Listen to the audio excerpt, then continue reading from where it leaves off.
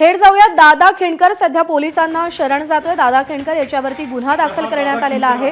एका तरुणाला अमानुष मारहाण केल्याप्रकरणी दादा खिंडकरवरती गुन्हा दाखल करण्यात आलाय आणि अखेर पोलिसांना शरण जाण्याचा निर्णय घेत दादा खिंडकर सध्या पोलीस स्थानकामध्ये पोहोचलेला आहे।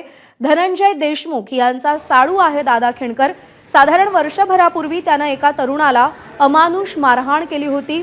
सळ्या बेल्ट याने देखील मारहाण करण्यात आलेली होती।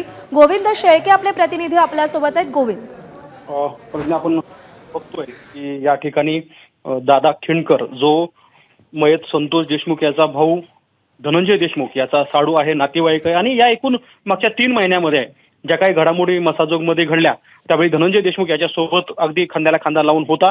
तो आता पोलिसांना शरण आलाय आणि शरण याचं कारण आपल्याला माहिती आहे की खरं तर 6 महिन्यापेक्षाही जुना एक व्हिडिओ होता, ज्या व्हिडिओमध्ये दादा खिंडकर एका गावातील तरुणाला मारहाण करताना आपण बघतोय। त्या व्हिडिओमध्येच पोलिसांनी सोमोटो कारवाई केली आहे। त्याच्यावरती पिंपळनेरमध्ये रात्री गुन्हा दाखल केला होता आणि गुन्हा दाखल झाल्यानंतर दादा खिंडकर यांनी स्वतःच सरेंडर केलेला आहे। एक मात्र खरं आहे की काल दिवसभर आम्हाला दादा खिंडकर सांगत होते की जो ज्या मुलाला खरं तर त्यांनी मारहाण केली आहे तो त्यांच्यासोबतच असतो, त्यांचे आता कोणतेही भांडण उरलेलं नाहीये।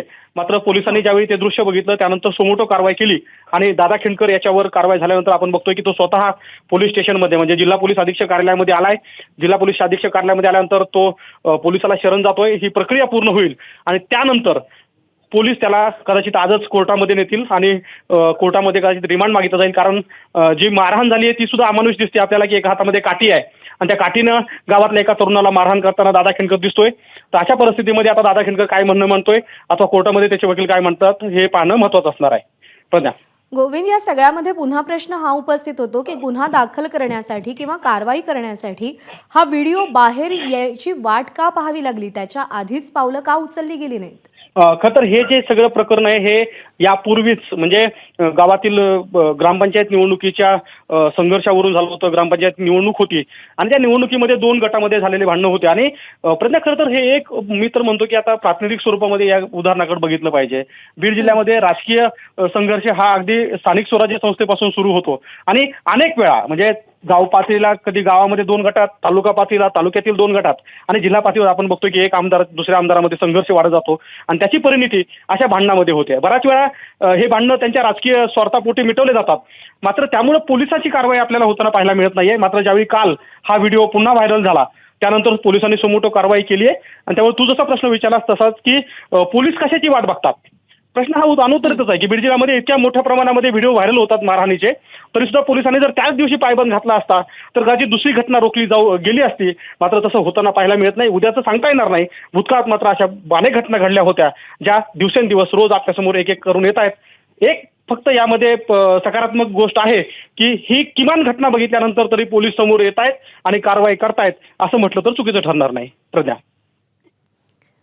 गोविंद, सध्या आपण दृश्य पाहतोय की दादा खिंडकर हा पोलिसांना शरण गेलेला आहे।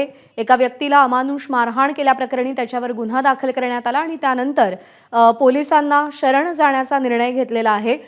गोविंद, आपण जर पाहिलं असेल तर सातत्यानं हे सांगितलं गेलं की हा आमचा वैयक्तिक प्रकरण आहे आणि त्यामध्ये अशा पद्धतीनं मारहाण केली गेली। अर्थात आता यानंतर काय कारवाई होते हे पाहणं महत्त्वाचं आहे। गोविंद, धन्यवाद दिलेल्या माहितीसाठी।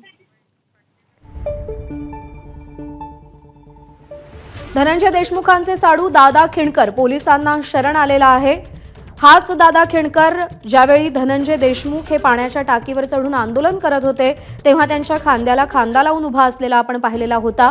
धनंजय देशमुखांच्या संपूर्ण आंदोलनात दादा खिंडकर आपल्याला त्यांच्या पाठीमागे त्यांच्या सोबत उभा असलेला दिसला होता। पण याच दादा खिंडकरनं वर्षभरापूर्वी एका व्यक्तीला अत्यंत अमानुष पद्धतीनं मारहाण केलेली होती। लोखंडी सळ्या, पाईप आणि बेल्टनं मारहाण करण्यात आलेली होती आणि त्या प्रकरणी त्याच्यावर गुन्हा दाखल झालाय।